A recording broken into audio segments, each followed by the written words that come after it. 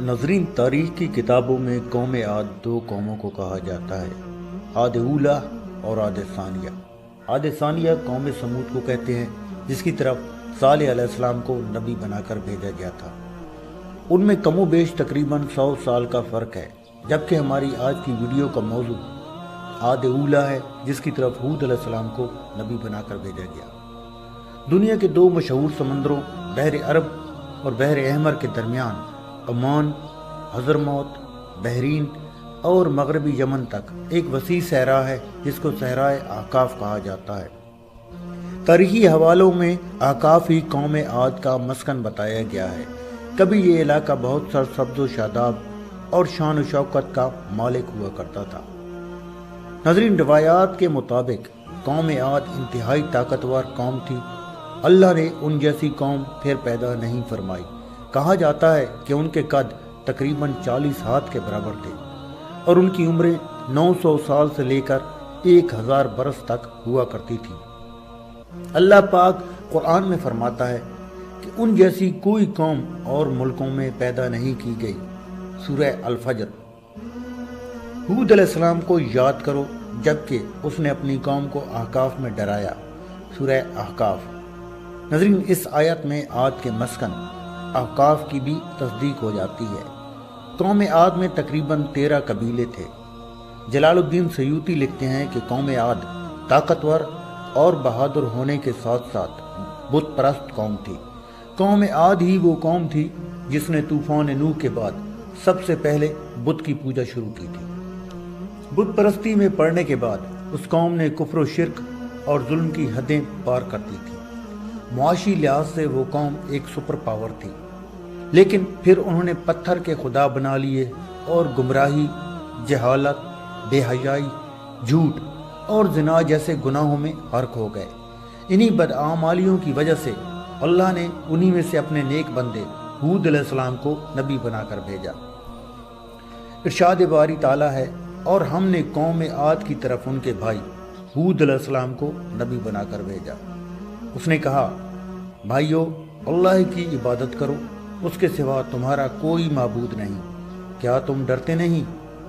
تو ان کی قوم کے سردار جو کافر تھے کہنے لگے، تم ہمیں کم عقل نظر آتے ہو اور ہم تمہیں جھوٹا خیال کرتے ہیں۔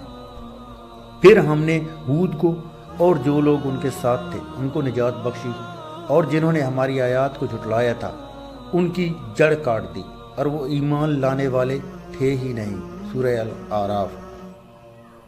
ناظرین، کہا جاتا ہے کہ ہود علیہ السلام کم و بیش 50 سال تک اپنی قوم کو وعظ و نصیحت کرتے رہے، لیکن ان کی قوم جہالت میں ایسی ڈوبی تھی کہ وہ اپنے پیغمبر کی باتوں پر کان تک نہ دھرتے تھے۔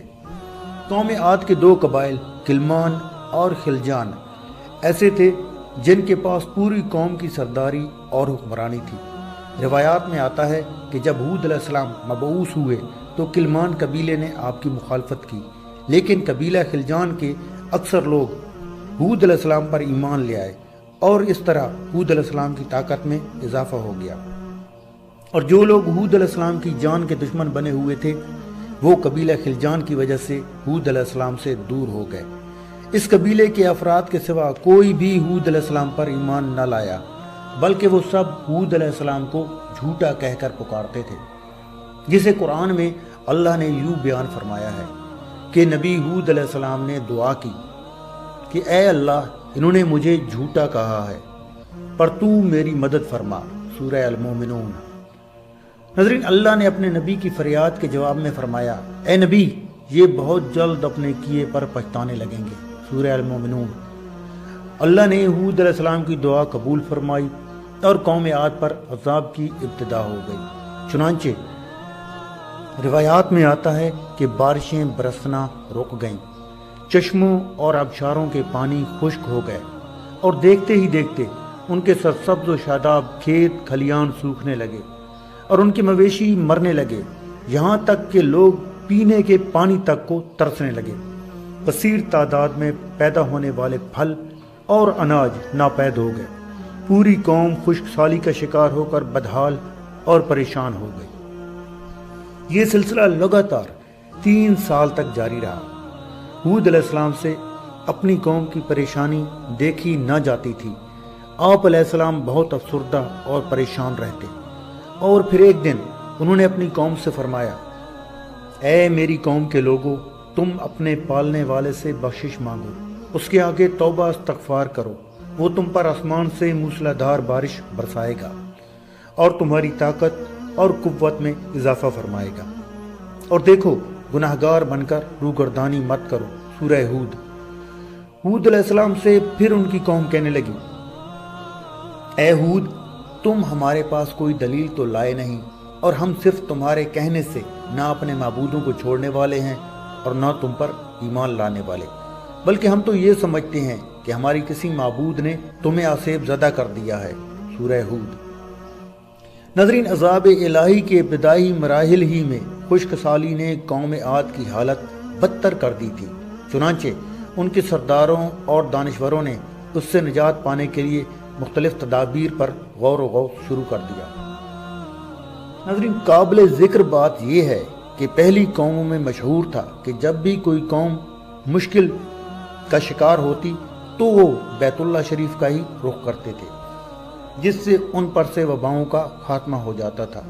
قوم عاد کے بزرگوں نے بھی فیصلہ کیا کہ بیت اللہ کا سفر کیا جائے، چنانچہ تقریباً 90 افراد پر مشتمل ایک وفد حجاز مقدس کی طرف روانہ ہوا۔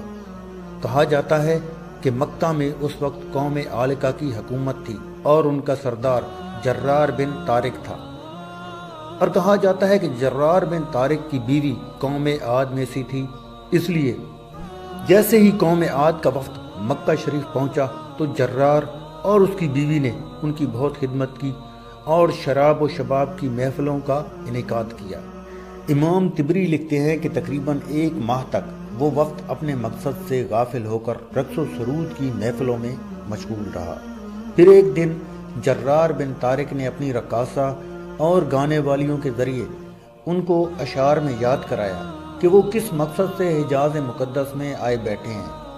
پھر انہیں ہوش آیا تو یہ لوگ بیت اللہ پہنچے اور رو رو کر اللہ سے بارش کی دعا کرنے لگے۔ ایک دم سے کالے بادل چھا گئے۔ قوم عاد کے لوگ خوش ہو گئے کہ ہماری دعا قبول ہو گئی اور بارش ہونے والی ہے، چنانچہ انہوں نے تیاری کی اور اپنے علاقے احقاف کی طرف نکل پڑے۔ لوگوں کی خوشی کی انتہا نہ رہی جب یہ دیکھا کہ جیسے جیسے وہ وفد اپنے علاقے کی طرف بڑھتا جا رہا ہے، آسمان سے بادل بھی ان کے ساتھ ہی۔ ہود علیہ السلام نے جب کالے بادل دیکھے تو وہ سمجھ گئے کہ اللہ کا وعدہ پورا ہونے کا وقت آ گیا ہے اور اب یہ لوگ عذاب میں مبتلا ہوں گے، لہٰذا انہوں نے ایک بار پھر اپنی قوم کو مخاطب کر کے فرمایا، اے میری قوم، یہ اللہ کا عذاب ہے جو تم پر نازل ہوا چاہتا ہے۔ پھر انہوں نے اللہ کا فرمان انہیں سنایا، بلکہ دراصل یہ وہ ابر یعنی عذاب ہے جس کی تم جلدی کر رہے تھے۔ یہ ہوا کا طوفان ہے جس میں دردناک عذاب چلا آ رہا ہے، جو اپنے رب کے حکم سے ہر چیز کو تباہ کر ڈالے گا۔ سورہ احقاف۔ مگر ان بادلوں کو دیکھ کر بھی قوم عاد نے توبہ نہ کی۔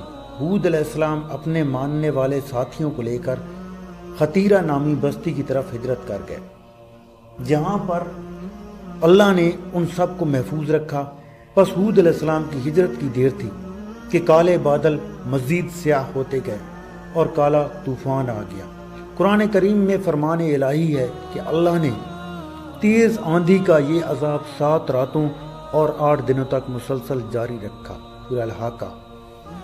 آندھی نے کسی ایک کو بھی باقی نہ چھوڑا، یہ ہر ایک کے پاس پہنچ گئی، غاروں کے اندر، پہاڑوں کی گھاٹیوں اور چوٹیوں، گھروں، محلات اور قلعوں کے اندر سب کو فنا کر ڈالا، یہاں تک کہ احقاف کا سارا علاقہ صحرا میں بدل گیا اور سارے لوگ اور محلات ریت میں دفن ہو گئے۔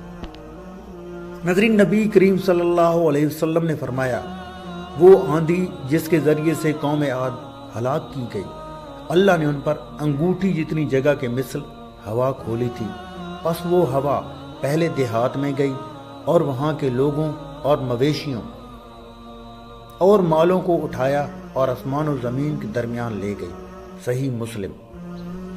ناظرین، حدیث شریف میں آتا ہے کہ اماں عائشہ صدیقہ رضی اللہ عنہ نے نبی صلی اللہ علیہ وسلم سے پوچھا، یا رسول اللہ، لوگ تو بادل دیکھ کر خوش ہوتے ہیں کہ اب بارش ہوگی، مگر آپ کے چہرے پر اس کے برعکس تشویش کے آثار نظر آتے ہیں۔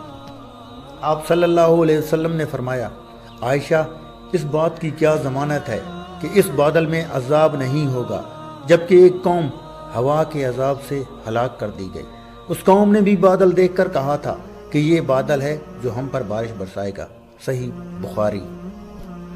اس لیے جب بھی بادل دیکھو تو یہ دعا کرو، اے اللہ، میں اس بادل میں چھپی خیر کا طالب ہوں، اور جو شر اس میں موجود ہے میں اس سے تیری پناہ مانگتا ہوں۔ اللہ سے دعا ہے کہ وہ ہم پر اپنا فضل اور کرم فرما کر ہمیں دین کی سمجھ اور ہدایت سے نوازے، اور ہماری دنیا اور آخرت آسان فرمائے۔ آمین۔ ناظرین، اگر ویڈیو پسند آئی ہو تو لائک اور شیئر ضرور کیجیے گا، اور ہمارے چینل کو سبسکرائب کرنا ہرگز مت بھولیے گا۔ اگلی ویڈیو تک اجازت دیجیے۔ اللہ حافظ۔